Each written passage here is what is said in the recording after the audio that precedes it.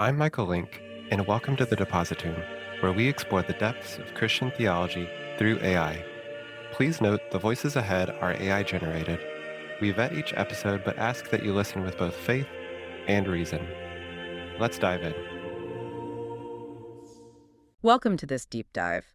Today we are exploring one of the most heavily scrutinized encounters in human history, the trial between Jesus and Pontius Pilate. Right, and we're unpacking this using the Gospel of John, the Catechism of the Council of Trent, and the historical insights of the Haydock commentary. Exactly. But before we look at the clash of these two figures, we really have to set the scene for you, because the pacing of the events since the Last Supper is just relentless. It reads almost like a breathless sequence. Yeah, completely breathless. You have the betrayal in the garden over the brook Cedron, then a highly tense late-night interrogation by the high priest Caiaphas, and now Jesus is handed over to Roman authority. And that authority is Pontius Pilate, whose psychological state is really the linchpin here. Our sources dissect the anatomy of Pilate's fear perfectly. Picture this contrast. It's striking. It is. On one side, you have Jesus maintaining this quiet, unearthly majesty. On the other side, Pilate is practically vibrating with frantic political anxiety. He is terrified of a mob rioting in Jerusalem. But even more than that, he is absolutely petrified of losing his status, his power, and specifically his friendship with Caesar if he fails to keep the peace. It's a total administrative power keg.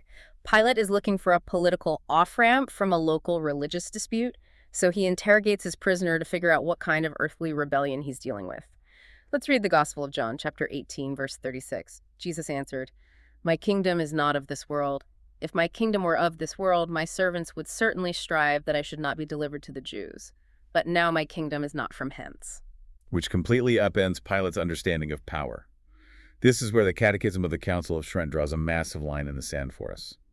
It contrasts Pilate's earthly kingdom, one that requires wealth, temporal power, and operates entirely on fear, with Christ's kingdom of grace. A totally different reality. Exactly. It's an internal, eternal kingdom reigning in the soul through faith, hope, and charity. Right, so the threat isn't to Rome's borders. Pilate is trying to process a kingdom not built on force. This brings us to the climax in John chapter 18, verses 37 through 38. Pilate therefore said to him, "Art thou a king then?" Jesus answered, "Thou sayest that I am a king, for this was I born, and for this came I into the world, that I should give testimony to the truth. Everyone that is of the truth heareth my voice." Pilate saith to him, "What is truth?" And right there is the profound tragedy. Relying on the Haydock commentary, we see Pilate asking the most important question in the universe to truth himself.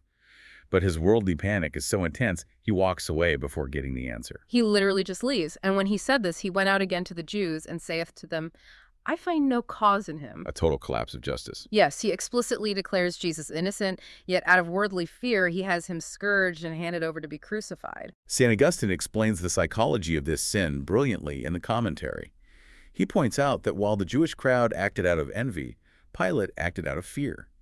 He knowingly chose his political standing and Caesar's friendship over his own conscience. Which turns a mirror right on you listening to this deep dive. How often do you act like Pilate? It's a very uncomfortable question. It really is. How often do you let the fear of the world, your job, your reputation, the pressure of the crowd, cause you to walk away from eternal truth? We need to use this as a practical encouragement to stand firm in the kingdom of grace, rather than bowing to the anxieties of the world. Absolutely. And I want to leave you with one final provocative thought to mull over. Consider the irony that despite his cowardly compromise, Pilate is forced by divine providence to write the title Jesus of Nazareth, the King of the Jews on the cross. He inadvertently proclaims to the whole world the very truth he lacked the courage to embrace.